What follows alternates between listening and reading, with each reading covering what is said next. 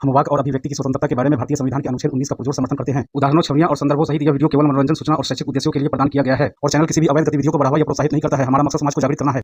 जय हिंद दोस्तों, मैं हूं आपका दोस्त तोहफा एक्स मुस्लिम। दोस्तों, ये उन दिनों की बात है जब अपने देश भारत में ब्रिटिश काल चल रहा था। तब पहली बार भारतीय मोमिनों ने इंग्लिश एजुकेशन में दिलचस्पी लेना शुरू किया था। तभी उनके अंदर एक बड़ा बदलाव आया। हिपोक्रेसी मक्कारी भारतीय मोमिनों का मुकद्दर बन गया। उलेमाओं के सामने इंग्लिश एजुकेटेड पीढ़ी को बहुत बड़ी दिक्कत का सामना था।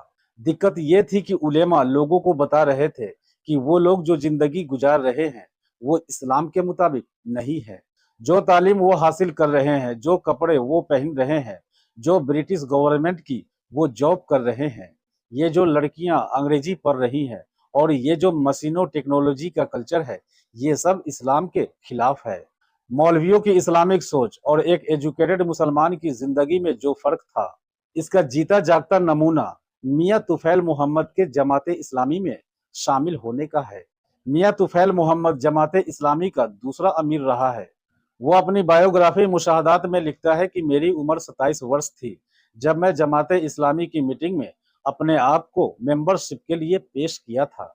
तो वहां मौजूद उलेमा ने एतराज किया। एतराज ये था कि उसने कोट पैंट टाई और हैट पहना हुआ था, वो क्लीन शेप था और वो एक वकील भी था, क्योंकि मौलाना महदूदी के इस्लामिक कॉन्सेप्ट के मुताबिक उसका हुलिया और लिबास इस्लामिक नहीं था और अंग्रेजी अदालतों में वकालत करके पैसे कमाना भी हराम था।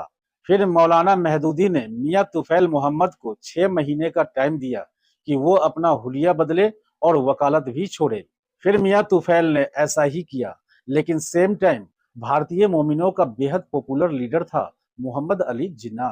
वो कोट पैंट टाई और हैट पहनता था, वो क्लीन शेप था, वो एक वकील भी था। यही वो लीडर था जो मजहब के नाम पर बने एक मुल्क का फादर ऑफ नेशन यानी कायदे आजम बना, मोहम्मद अली जिन्ना। और पीछे बचे रह गए हमारे भारतीय मोमिनों ने हिपोक्रेसी और मक्कारी का चादर हमेशा हमेशा के लिए ओढ़ लिया। अच्छा, अमित भाई का स्वागत करता हूं और तोहफा भाई का भी। तो भाई जी, अमित भाई क्या हाल है? बढ़िया बढ़िया। अच्छा, ये स्लेवरी बोल के स्लेवरी बोलते ही नहीं है, नहीं बोलते, नहीं बोलेंगे, नहीं बोलेंगे। ये सिर्फ बोलते हैं कि कनीज, नौकरानी। हाँ बांदी सही कह रहे बोलते अमित भाई। जी अमित भाई सही कह रहे हैं। हाँ हाँ हाँ। अमित भाई तुम एक बार बताइए, जितने भी हमारे तोहफा भाई जितने भी भाई हैं, आप खुद बताइए। ये हमारे सामने इसको स्लेवरी को सही साबित करने की कोशिश करने आते हैं और हमें बताते हैं कि इस तरीके से सही है, इस तरीके से सही है। अब आप ये बताइए, अगर वाकई ये स्लेवरी एक अच्छी चीज है तो ये जुमे के कुतुबों में क्यों नहीं बताते? ये मस्जिदों में खड़े होकर ऐलान क्यों नहीं करते? इस चीज का क्यों नहीं समझाते? ये मुसलमानों से चीज को बचा के क्यों रखते हैं? ये हमारे सामने ही कहते हैं कि हाँ यार, ये इस्लाम में है और इस तरीके से है। अगर इसी तरीके से जो तुम हमें बता रहे हो, इस तरीके से आप जुमे की कुतुबे में क्यों नहीं बताते? क्यों नहीं बताते जुमे की कुतुबे में? क्यों आयशा की शादी के बारे में जुमे के कुतुबे में क्यों आयशा की शादी के बारे में नहीं बताते? अब्दुल्ला भाई, किसी मौलाना से पूछोगे तो मालूम क्या बोलेगा? ये मसाइल है, आप मसाइल में मत पढ़िए, आप फजाइल देखिए। नमाज की क्या फजाइल है, किसी नेक काम की क्या फजाइल है, सुभान अल्लाह की क्या फजाइल है, वो सब देखिए। ये सब मसाइल में मत पढ़िए। ये बोल के बैठा देते भाई ये लोग। हाँ, अब तुम एक बार बताइए, अगर मान लो उसके मन में कभी ये वाली बात समझ में आ गई और किसी से हम जैसे बंदों से सुन ली उसने और उसने छोड़ दिया इस्लाम, फिर उसके घर पे जाओ और उसका हंगामा खड़ा करो। सुनना छोड़ दो, हमारे पास मत आओ, उनका मतलब वही है। अच्छा अब्दुल्ला भाई, हंगामा खड़ा करो। अबे भाई पहले ही समझा के रखो ना। जी भाई, अब्दुल्ला भाई, जी मैं ये बोल रहा हूँ कि ये मौलाना जो है हमें तकरीर में अभी कल परसों की बात, मैं 1-2 दिन पहले की बात बता रहा हूँ। एक मौलाना का तकरीर सुन रहा था, वो तकरीर कर रहा था खालिद बिन वलीद के बारे में और मोमिनों को बता रहा था कि ऐसे हमारे सहाबी हैं कि एक भी जंग नहीं हारे, ऐसे कमांडर होने चाहिए, ऐसे सेना के कमांडर होने चाहिए कि एक भी जंग आज तक उन्होंने हारा नहीं। कुछ सीखना है तो खालिद बिन वलीद से सीखो, ये मौलाना बोल रहा है ये मोमिनों को। और उसमें एक बात बयान किया कि रसूलुल्लाह जब हज्जुल विदा का जो आखिरी भाषण उनका था, तकरीर खुतबा था, तो रसूलुल्लाह अपने मरने से करीब 2 या 2.5 महीने पहले उन्होंने हज किया था, आखिरी हज। तो मदीना और मक्का के बीच में एक जगह थी, एक कुआं था, वहां पर उन्होंने खड़ा होकर के आखिरी आखिरी खुतबा दिया था। उसी खुतबे के दौरान उन्होंने अली का हाथ उठाकर बोला था कि जिसका मैं मौला उसका अली मौला। बोला तो हाँ, तो इसमें उसने इस रेफरेंस को वहीं पे किया था कि उस दौरान खालिद बिन वलीद को एक जंग पर भेजा था, एक लूट मार करने के लिए। जो कि मैं अब लूट मार क्यों बोल रहा हूँ, ये हदीस से साबित होगा। अभी मैं आपको हदीस खुलवाऊंगा अब्दुल्ला भाई से। तो जी जी लूट मार के लिए भेजा खालिद बिन वलीद को। तो खालिद बिन वलीद को बहुत सारे माल और असबाब हाथ लगे, उसमें गुलाम लौंडिया भी थी।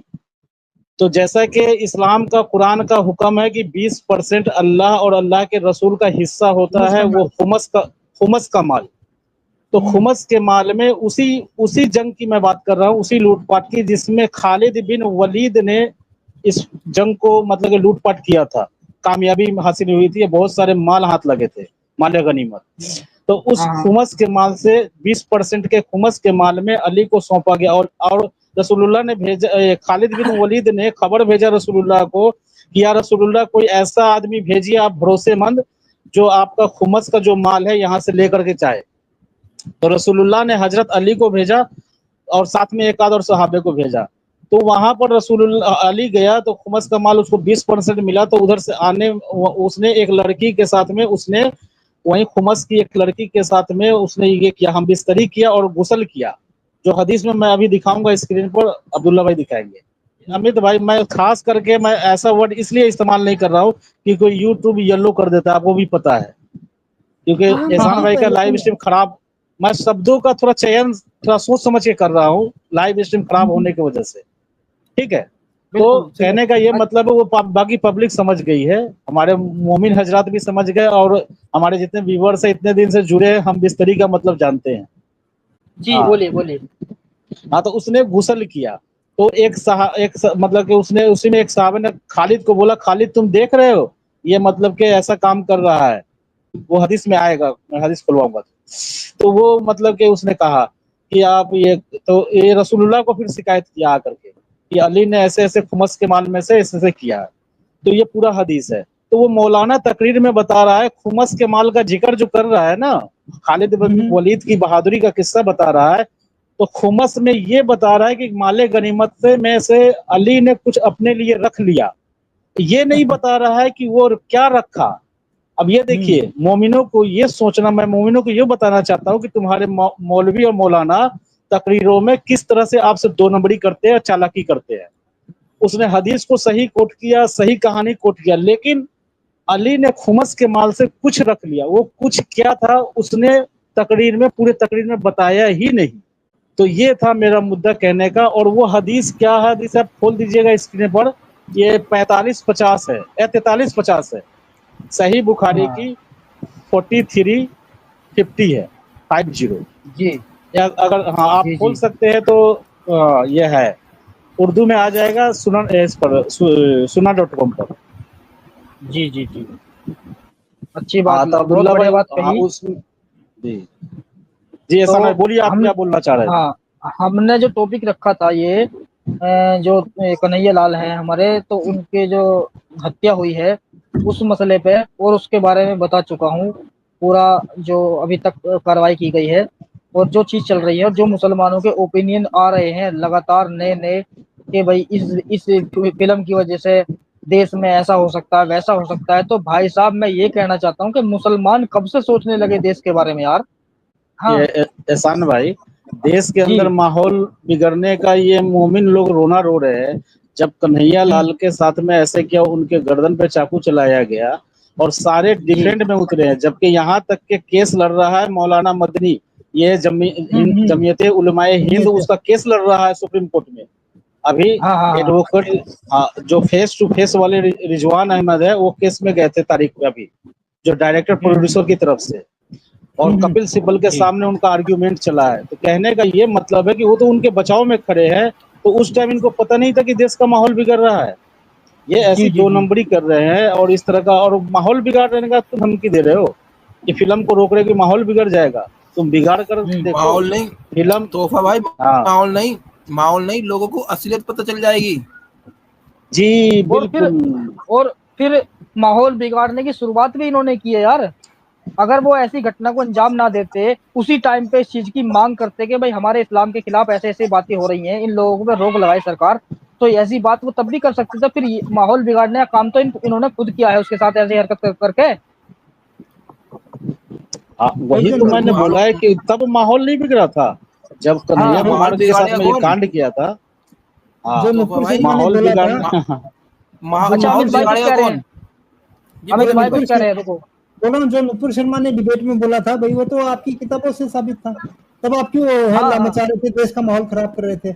और उसके बाद में वो कन्हैया लाल के बच्चे ने उसका मोबाइल, अपने पापा का मोबाइल लेके कोई स्टेटस अपलोड कर दिया, तो आपके मोमिन हजरात जाके उनका कत्ल किए। और उसका ऑलरेडी जाने से पहले वीडियो बनाया, कत्ल करने का वीडियो बनाया, और उसके बाद में कोर्ट यार किस बात पे ये केस चला रही है, मेरे समझ में नहीं आता है। सीधा सीधा फांसी दो इनको। बिल्कुल। अच्छा, एक बात मैं बता दूं, अमित भाई, अब आप अंदाजा लगाइए कि जब हिटलर ने जो इतना बड़ा नरसंहार किया, तो उस पे कम से कम हॉलीवुड में 200 फिल्में पूरी दुनिया में बन चुकी है। ये अमेरिका ने जो इस पर कोरिया के ऊपर जो हमला किया था, उस पर कम से कम 200 फिल्में बन चुकी है। अगर मान लिया सच्चाई, इतिहास अगर नहीं आएगा सच्चा चीज, तो ये कह रहे माहौल बिगड़ जाएगा। तो अगर माहौल बिगड़ने का सोचते तो 200 फिल्में नहीं बनती हिटलर के ऊपर। हिटलर के ऊपर क्यों बना फिल्म? माहौल बिगाड़ेगा कौन? ये जो कौन धमकी दे रहे हैं कि बिगाड़ेगा? माहौल बिगड़ जाएगा, माहौल बिगाड़ेगा कौन? ये तो ये भी बता दो ना। हाँ, नकवी ये साहब धमकी तो दे रहे हैं कि हम बिगाड़ेंगे। हाँ, ये कहना चाह रहे हैं कि हम माहौल बिगाड़ देंगे देश का। अरे वही तुम बोला मैं। ऐसे समझ रहे ये कि खाला ये अम्मा का धमकी घर दे है। रहे हैं तो भाई, ये धमकी है हाँ। खुलेआम। नहीं, तुम एक बार बताओ, पीके फिल्म पे क्यों माहौल ना बिगड़ा? पीके जैसी फिल्में आ सकती हैं, उस पर माहौल नहीं बिगड़ा, तो ये ऐसी फिल्मों पे ये हिंदू लोगों से माहौल नहीं बिगड़ेगा? ये मुसलमानों की तरफ से बता रहे हैं, ये खुद अपने को ही गलत साबित करना चाह रहे हैं कि हम बिगाड़ देंगे माहौल। अच्छा, ये हाँ। हदीस लेना जो तोहफा भाई ने दी थी, और ये तोहफा भाई मजाक नहीं है, हकीकत देखो कि ये हदीस को उर्दू में ट्रांसलेट भी नहीं किया इन्होंने, सिर्फ बंगला और नहीं, इंग्लिश में। सही बुखारी का उर्दू में नहीं है। नहीं है, ये हदीस ट्रांसलेट ही नहीं किया इन्होंने सुन्ना.com स्क्रीन पे लाना। लेना एहसान। नहीं, वो एहसान अब्दुल्ला भाई, लेगा, मैं तो मोबाइल से हूँ।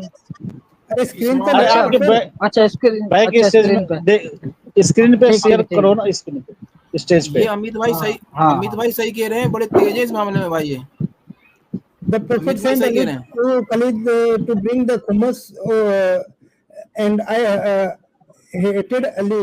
And Ali has taken a bath after sexual act with a slave girl from the hummus. तो ये बुरुदा को ये करके साबिया वो बता रहा, I said to Khalid, don't you see this? Ali को नहीं देख रहे तुम? When he reached to the Prophet, I mentioned that to him. He said, "Oh Burida, do you hate Ali?" I said, "Yes." He said, "Do you hate him for he deserve more than that from the Kumas?" ये रसूलुल्लाह बोल रहे हैं, क्या तुम अली से hate करते हो? तो बोलता है हाँ, मैं अली से नफरत करता हूँ। तो बोलता है कि नहीं, जो अली ने किया है उससे भी ज्यादा वो डिजर्व करता है। ये इंग्लिश और बांग्ला में दिख रही है, उर्दू में नहीं है। अमित भाई, वो देखो वहां पे लिखा 4 ऑफ बूटी, यानी कि लूट का माल। लूट का तो माल। यहाँ साफ लिखा हुआ है वो लूट का माल है। तो मैंने बोला, कोई गलत थोड़ी ना बोला कि लूट का माल। हाँ, वहाँ बिल्कुल, हाँ, 4 ऑफ बूटी। तो भाई माले गनीमत का मतलब ही वही है, लूट का माल। माल यानी माल, नहीं, माले गनीमत का मतलब नहीं, बूटी। माले गनीमत, देखिए गनीमत होता है, बोलते हैं जिसको, देखिए अल्लाह के तरफ से अल्लाह ने उसको माले गनीमत बना दिया। लूट के माल को अल्लाह ने मतलब कि गनीमत का माल बना दिया है। पाक माल बताया अल्लाह ने उसको। हाँ, पाक माल, हाँ, पाक माल वो कि ये पाक माल है। हाँ, उसको अल्लाह ने पूरा का पूरा सूरा उतार दिया भाई। सूरह अनफाल गया लूट मार का माल, पूरा का पूरा सूरा उतार दिया अल्लाह ने कि लूट मार का माल तकसीम कैसे करना आप लोगों को। हाँ, उसी में तो 20% रखा है रसूलुल्लाह और अल्लाह के लिए, और खुमस का माल। यस दोस्तों, हमारी आज की ये प्रस्तुति कैसी लगी, अपनी फीलिंग कमेंट में बताइएगा जरूर। और एक्स मुस्लिम एक्टिविज्म के लिए हमारा समर्पण आकर्षक है, तो ज्वाइन बटन दबाकर हमारे चैनल का मेंबरशिप ले लीजिए, हमें और ज्यादा सपोर्ट मिलेगा। और चैनल को सब्सक्राइब किए बिना ना छोड़े, साथ में वीडियो को लाइक, शेयर और कमेंट भी किया करें, ताकि आपके लिए अच्छी अच्छी डिबेट हमेशा लाता रहूं।